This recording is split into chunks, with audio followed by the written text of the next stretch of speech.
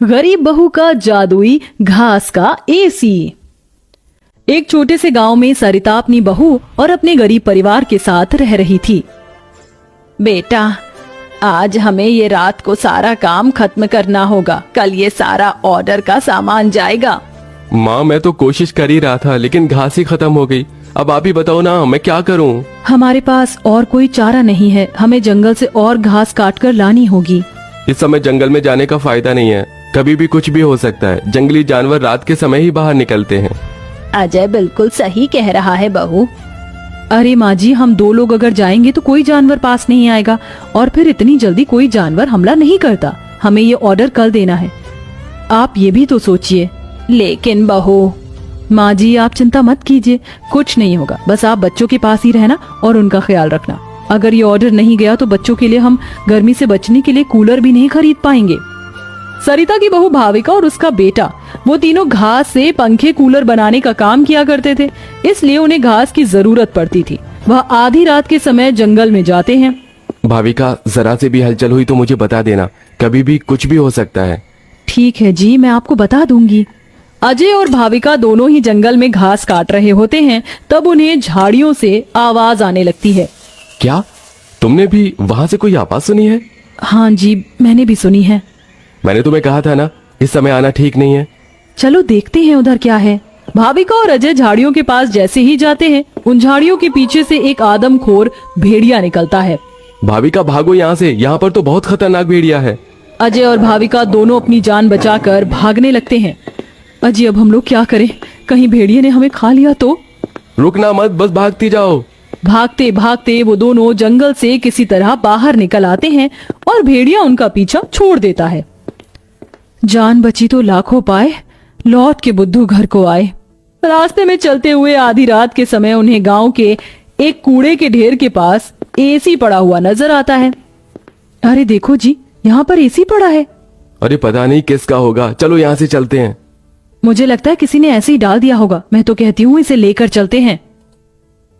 भाविका अजय को एसी ले जाने के लिए मना लेती है, जिसके बाद वो दोनों उस एसी को घर ले आते हैं। तुम दोनों तो घास लेने गए थे, ये क्या लेकर आ गए हो? ये हमें रास्ते में पड़ा मिला। जब हम कूलर पंखे बना लेते हैं तो एसी भी बना सकते हैं। इस खराब एसी को छोड़ो और ये बताओ, क्या तुम घास लेकर आई हो? सरिता के ये बोलने के बाद जंगल की दुर्घटना के बारे में दोनों बताते हैं, जिसे सुनकर सरिता हैरान रह जाती है। अच्छा, इसका मतलब बहुत बड़ी मुसीबत से बचकर आए हो तुम दोनों, और साथ में ये कचरा उठाकर ले आए। वह तीनों बहुत ज्यादा परेशान हो जाते हैं। कल का ऑर्डर पूरा करने के बाद उन्हें कुछ पैसे मिल जाते, लेकिन घास न होने की वजह से उनका ऑर्डर पूरा नहीं हो पाता और वह ऑर्डर कैंसिल हो जाता है। अगले दिन उनके टूटे फूटे घर के अंदर धूप की किरणें आने लगती हैं, जिससे बहुत ज्यादा गर्मी हो जाती है। हे भगवान, कितनी गर्मी लग रही है, घर में पंखा भी नहीं चल रहा है।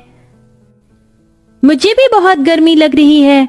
पिताजी पिताजी, हमें बहुत गर्मी लग रही है, हमारे घर में एक पंखा भी ठीक से नहीं चलता। बेटा, थोड़ा सा सब्र रखो, कुछ दिनों में मेरे पैसे मुझे मिल जाएंगे तो मैं घर के अंदर एक अच्छा सा पंखा लगवा दूंगा। हमारा वो ऑर्डर तो कैंसिल हो गया, लेकिन सुबह में घास ले आई थी मैं। चलिए गांव वालों के कूलर और पंखे में घास लगा देते हैं, उससे कुछ तो पैसे आएंगे।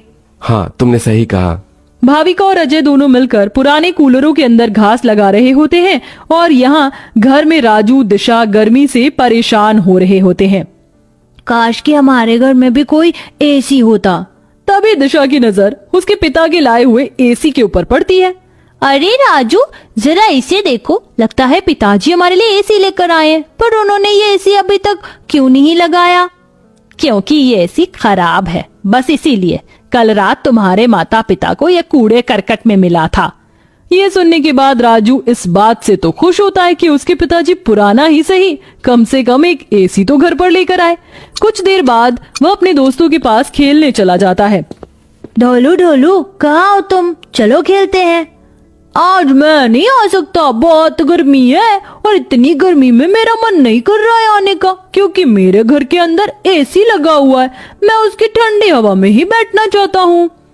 क्या कहा? तुम्हारे घर के अंदर भी एसी है? हाँ, और हमारा एसी बहुत अच्छा चलता है, बहुत ठंडा कर देता है घर को।